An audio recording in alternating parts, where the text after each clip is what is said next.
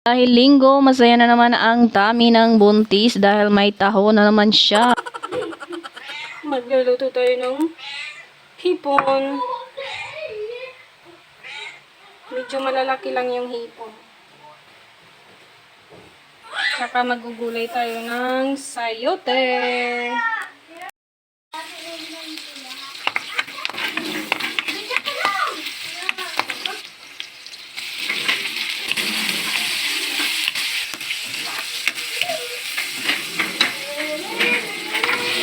Kaya natin yung sayote.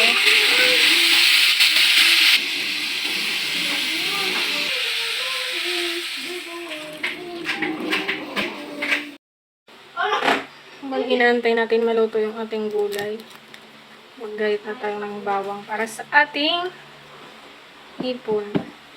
Nakaupo na ako guys kasi ang sakit ng legs ko. Sakit ng hita ko. Maglalabasan na naman yung mga ugat-ugat. Ang sakit. Luto na yan.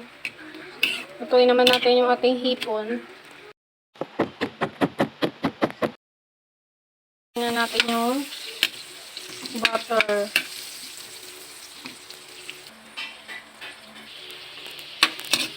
Lagay ko na rin yung bawang.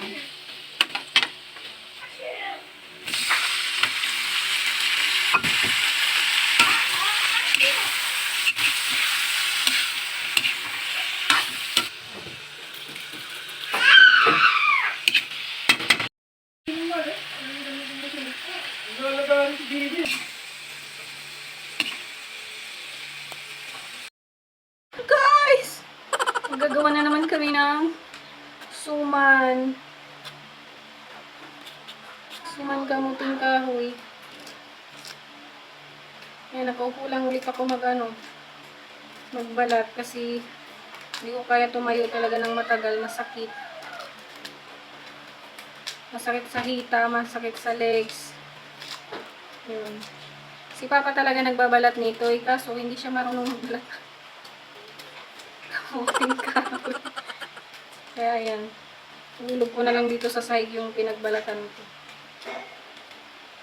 Nadaspanin na lang natin. At eto na nga guys, balik nga tayo dito sa ating nilulutong hipon. Naglagay nga pala tayo dyan ng Sprite kasi parang medyo malansa pa ang ating hipon. Sinabawan natin ito ng Sprite.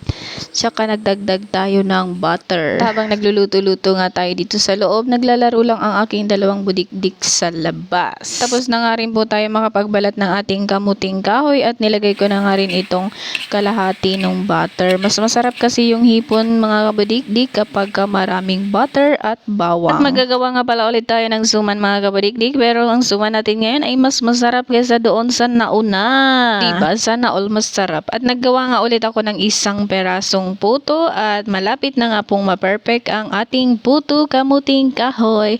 Masarap siya, nilagyan siya ng star margarine. Yan lang po mga kabadikdik. Marami pong salamat. Sana po'y nagustuhan nyo.